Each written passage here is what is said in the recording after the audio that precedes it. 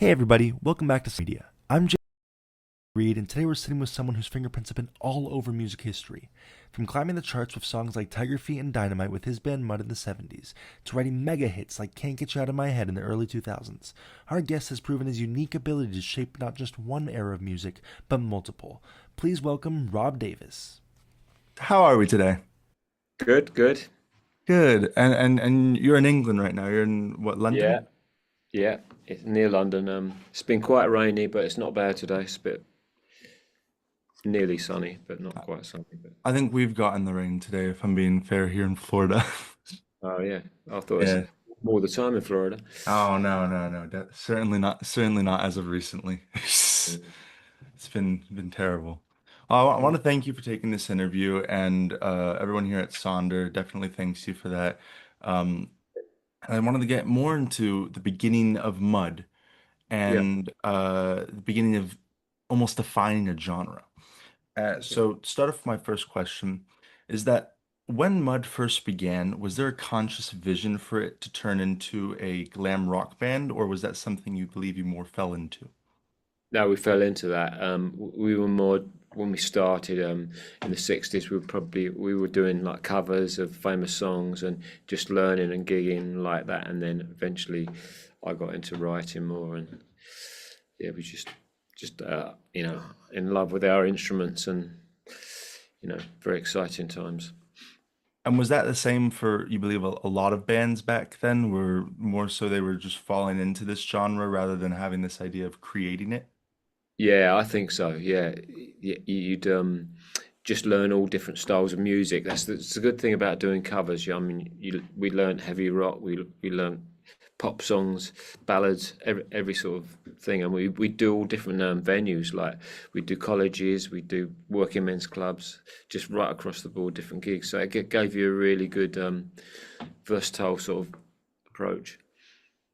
And doing all those gigs, did you ever go in and meet other bands that were almost a bit not shocked, but they were a bit falling into glam rock at this time? It's something new and whatnot. And do you think that like everyone was trying to be that in the end, or do you think that again that was just something that was just going along with the writing of the songs? I think the glam rock thing wasn't for everybody, but there are certain bands that were probably a little bit metally, sort of rocky, with a hard edge. A lot of them were falling into the glam rock thing. Like I think Bowie and Bolan sort of started it all really, and yeah, and I think the style of music was definitely rocky with a heavy sort of end to it. And I think everybody wanted to shock everybody, so they would wear more outrageous clothes, longer hair, and more makeup and all that stuff. And when you guys were achieving success with, this different look that was much different than was going on in the late 60s, these Mm. different styles of songs, do you think you had a lot of creative control over the direction of the band, or do you think that was something that was very hard to take grasp of? I think initially when we met Chin and Chapman, they helped mould us, and they put us in with people to style us and took us into that sort of almost old rock and roll vibe, but then it sort of came through that on about the third record it was more glam rock. I never saw suited sort of drapes and stuff, and my sort of clothes became more outrageous, and I think that formed the glam rock direction, of the band. And when that side, because glam rock, correct me if I'm wrong, believe only lasted for, maybe 6, 7, 8 years around that Yeah, time, yeah, right? through the Yeah. '70s, yeah. So when that began to fade, did you see it coming, or was it a bit like, oh, okay, what are we doing now? I think when we saw it coming from the punk angle, and it was getting a more rawer. So the glam rock thing moved into that, and the rock and roll thing was always there, and the rock thing and metal, but it did fall apart really about late '70s, I'd say. It And stopped. for you, when this was a bit falling apart, I mean, obviously, you never thought of it as, all right, this is it for music. You definitely started, innovating your sound. What inspired you to want to innovate the way you wrote into going into then dance pop hits and different types of genres? All through the sort of 70s, I always liked the soul side of it, and I loved bands like Steely Dan, Isley Brothers, and that's like this black thing, and I joined a band called Darts for a couple of years that were still rock and roll, and they had a punk sort of side of rock and roll, so I joined them, and that was all these different things were would just give me a whole thing, and I knew I wanted to write songs like through the 80s onwards, you know, and even Mud did a disco tune at one point called "Shake It Down." Yeah. And and that like disco angle, I mean, the disco from the 70s and disco from the 90s, 2000s is so vastly different. Was it Mm. something harder to adapt to when having to write for that type of music? No, no. What I met sort of Paul Oakenfold in the 80s, and he was like a really powerful DJ, and he said, "I know where all this music's going, this dance stuff. It's going to have more vocal on it," and I just sort of fell into that because I'd always written songs and just sort of groomed it into more to writing over dance tracks, and that got me into that area. And success in that genre, did it change how you saw your place within music history? Like, do you think that you saw yourself less as a musician in a band and more so as this legendary writer? Yeah, and a writer and producer. Yeah, always still do love playing guitar live, that side of it. But the the production and writing side in the studio is just a really exciting thing to be into. You get a real buzz when you've got a song on the way. And at that time, I mean, correct me if I'm wrong, but Kylie Minogue wasn't this big person that she is today. So writing songs for her, such as "Can't Get You Out of My Head," was definitely something a little bit like not known if it was going to be successful at the time. But did you believe that it was going to be this big success that it was? And initially we wrote it, and we thought we had something really good, but I didn't think it was going to be as big as that. And then A&R heard it, and they went mad and said, "Kylie's coming down to your garage to sing," and that was it really. And It's just how did that start making that song? What came first in it? in it. It's me and Kathy in my little studio in Epsom at the time, just for a day, and it started with a drum loop because I wanted to do something sort of dancey, so like 125 BPM drum loop, and just put some guitar chords over it initially, and then converted those to keyboards, and it was just written in stages. I had like the loop and a couple of chords going on. Kathy started singing, "Can't Get It Out of My Head." Just can't get you out of my. She started singing that bit, and then I did the Lars, and it just came together in pieces, really, like which doesn't normally happen. We would had a couple of chords, and then we tried to change the chords, going somewhere else on the next bit, and wrote a more bit of vocal. It was like writing in bits, which was a very unusual approach. Normally, you have a whole backing track and write the vocal over the top. So, yeah. So it was this different type of songwriting that I guess fit the time. And with that, do you think that if you were to write a song that was to fit today's genres, how do you believe you would go about doing that?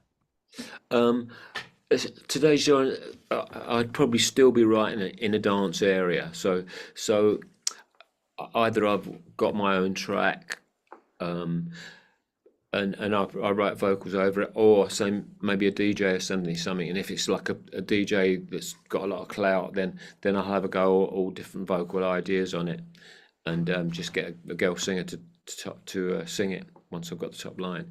But also, I still write on guitar, and you might get one hook. You think, "Bly, this is really good over a D minor or a G minor or something. This might work for a dance tune." So And but like today, there's obviously massive changes within music. yeah. And how do you think that that's changed you throughout your life as a musician, especially with like the development of AI and stuff when trying to make songs or trying to write in general? Uh, I'm using it. AI wise, I find the vocals that I'll put my own vocal in and get a much better voice out of AI, and it's like world class singer comes back. It's like incredible. It's another world. But the whole that whole thing for the industry has been wrong for a long time. For like I'd say 20 years since Apple Music came. Once CDs stopped, the labels aren't making so much money, and it's very hard out there now because there's so much.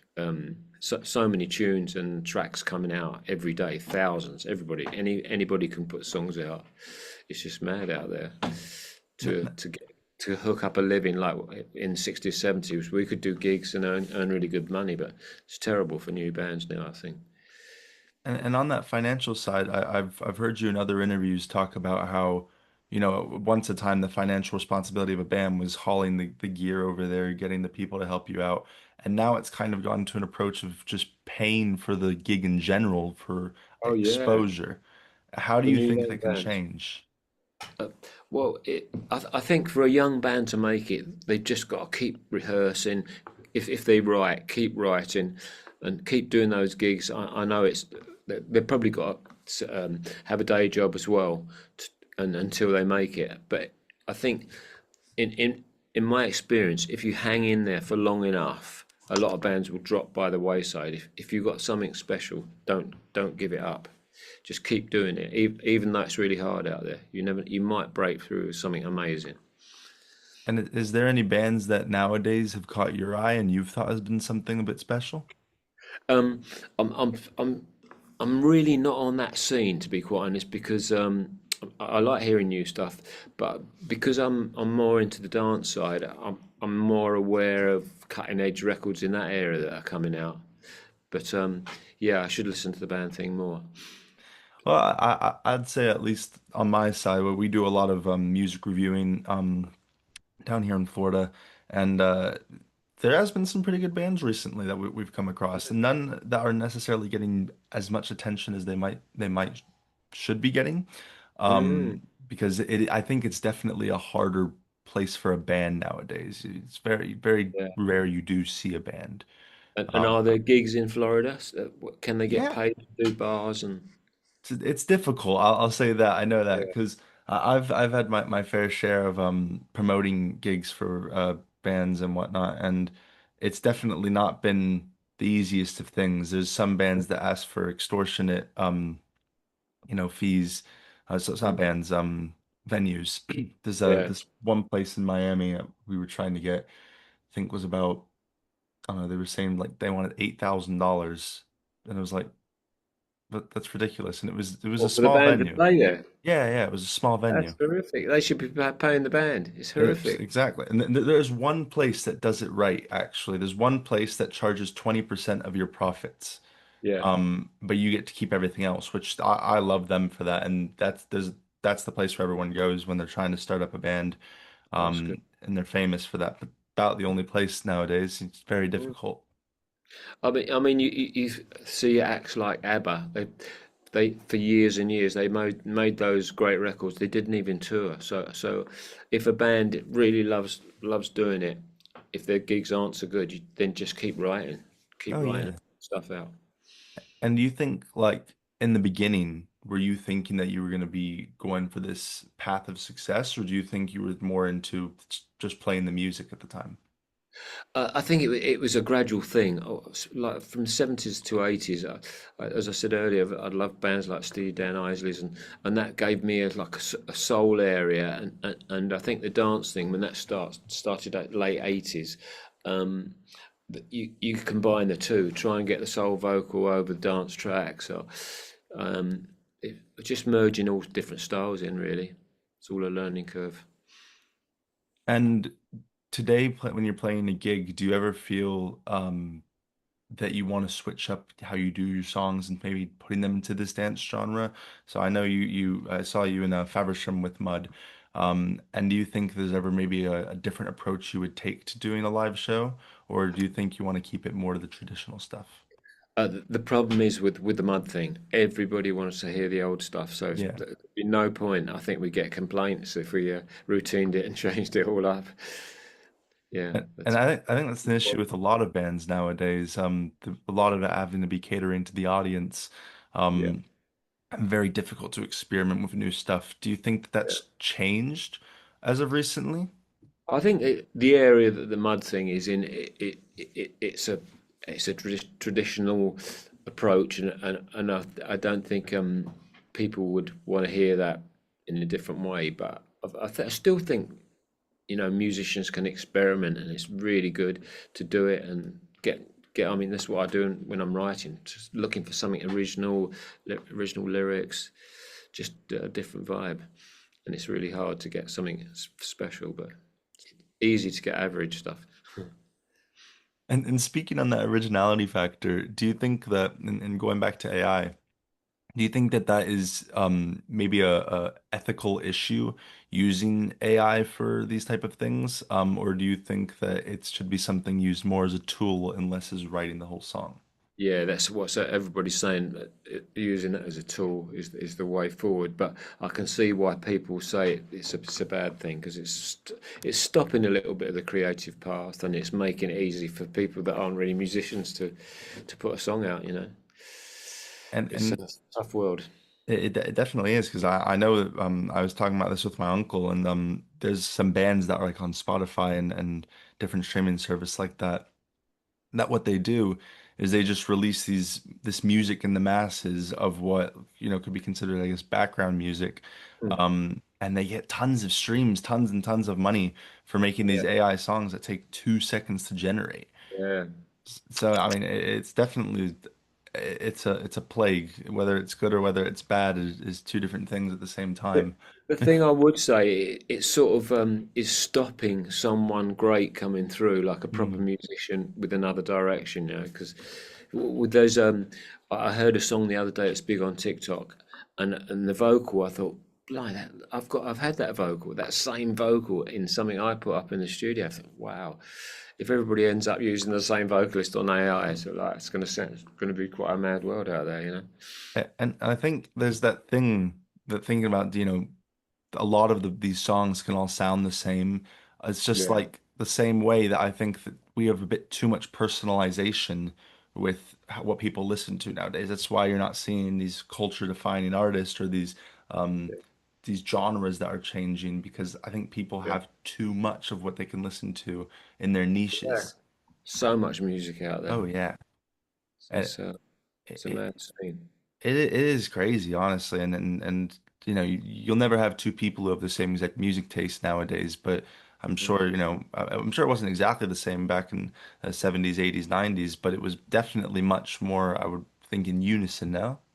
Mm. It's just so much of it. Hmm. It's got more and more, and easier for people to do.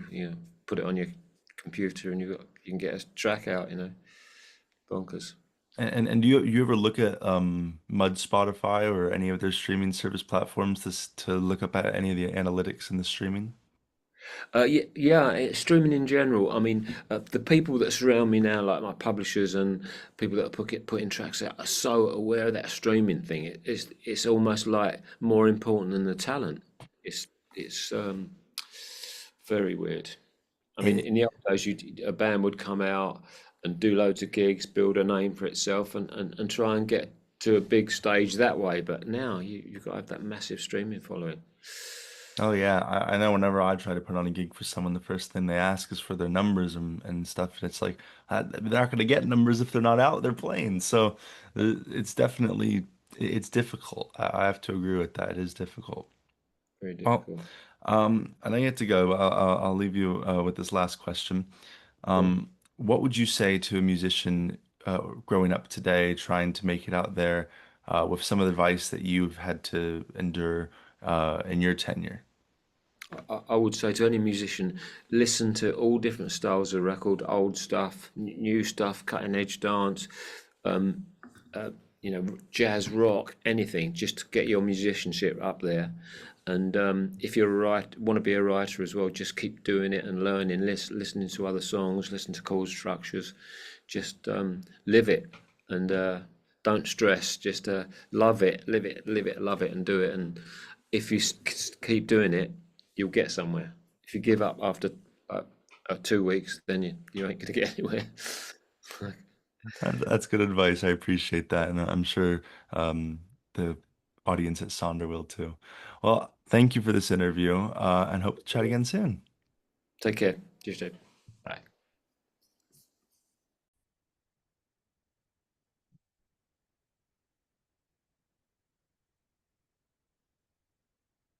Hey everybody, welcome back to Sonder